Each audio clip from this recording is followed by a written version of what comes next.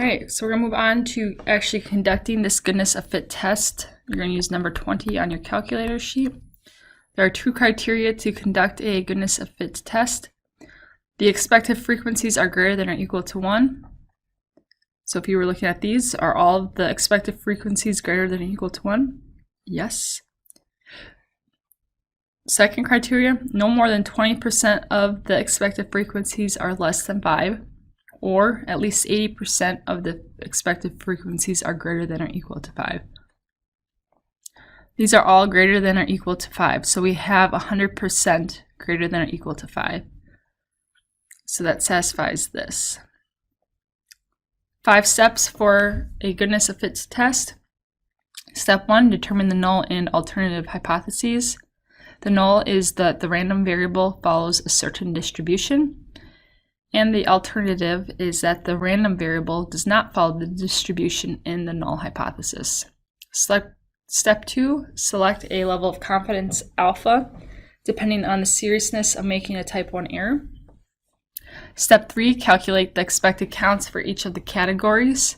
Use number 20 on the calculator sheet to obtain the p-value. Step 4, if the p-value is less than alpha, reject the null hypothesis, and if the p-value is greater than alpha, do not reject the null hypothesis. Step 5, state the conclusion. Okay, we're going to work with the same exact example we worked with when we found expected. So I'm just going to copy down the expected that we found on page 3.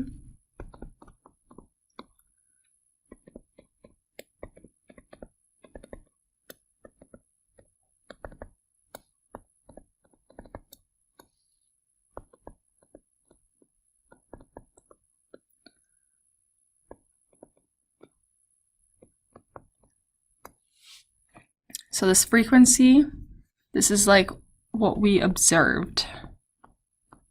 So that's another name for frequency. Observed. Or another word could be counts.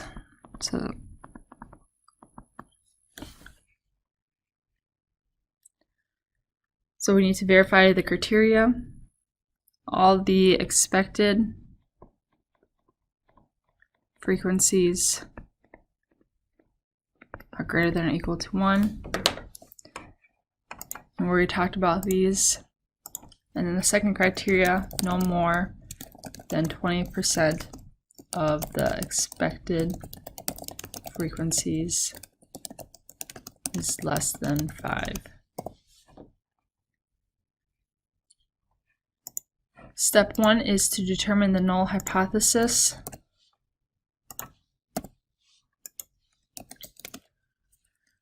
The null is that the distribution of income is the same as it was in 2000. Then the null, or the alternative, is that the distribution of income is different than it was in 2000.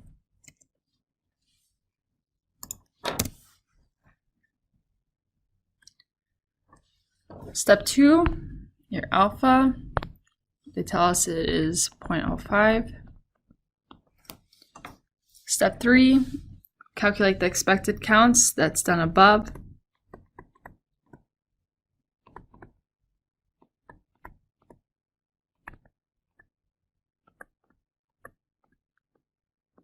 Okay, and then we need to find the chi-squared test statistic and the p-value on our calculator. Let's look at degrees of freedom. Remember, it is n-1. Now be careful here. When we're talking about n for degrees of freedom, we're talking about the whole thing. So look at this as a whole. So how many different categories do we have? We have 9 different categories. So our degrees of freedom is 8.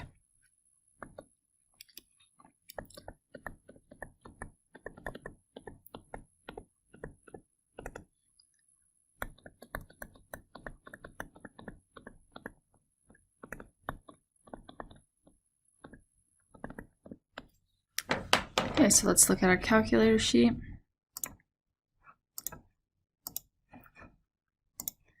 You're going to want to put the observed in list 1 and the expected in list 2. Go to stats, test, option D. Observed list 1, expected list 2, and then degrees of freedom is your 9 minus 1, which is 8. Chi-squared test statistic is 16.06, and our p-value is 0.0415.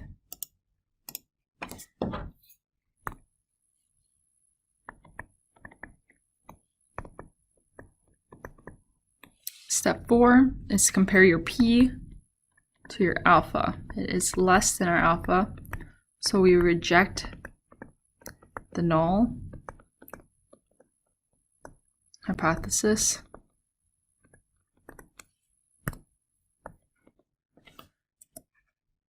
So we can say that there is sufficient evidence at the alpha equaling 0.05 level of significance to conclude that the distribution of income has changed since 2000.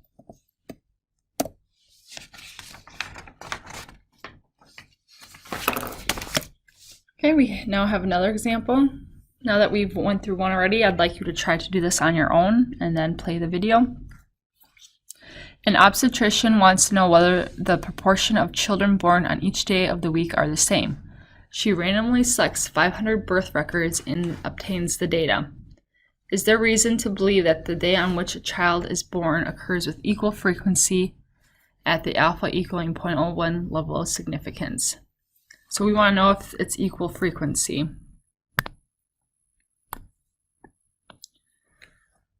So if we had 500 births and we expected them to occur equally each day, that would be 500 times 1 over 7. So we would expect 71.43 births each day.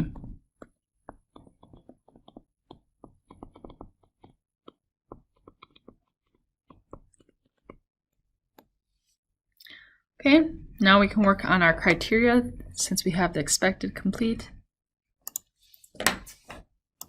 Are all the frequencies greater than or equal to 1?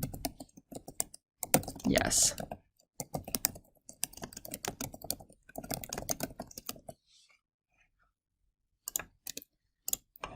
And is no more than 20% of the expected frequency less than 5? Yes, they're all greater than 5.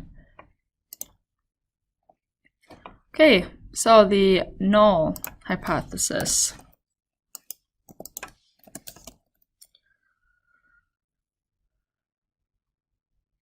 We can say that all the proportions are equal.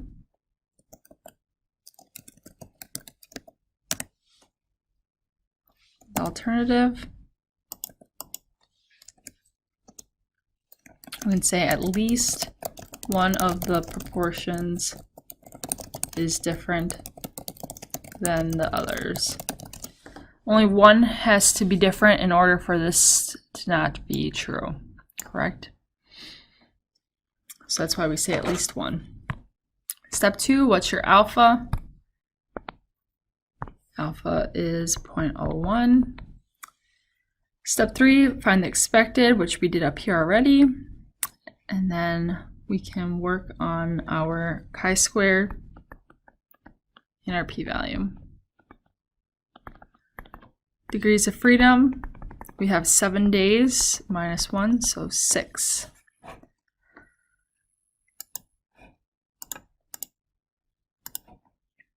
So I'm going to clear these lists and then put this information now into list 1. I'll pause the video. Here we have the data in the list. Go to stats, option D. We have 6 as our degrees of freedom. Our chi-squared test statistic is 19.57 and our p-value is 0.003.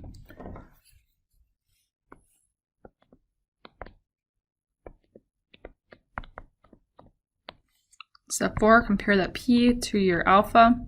It is less than alpha, so we reject the null hypothesis.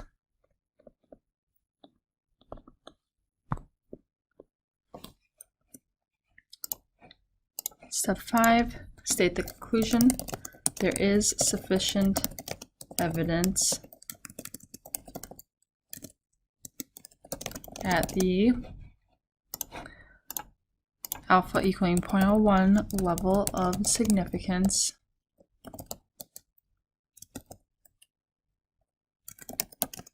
to reject the belief that the day of the week on which the child is born occurs with equal frequency.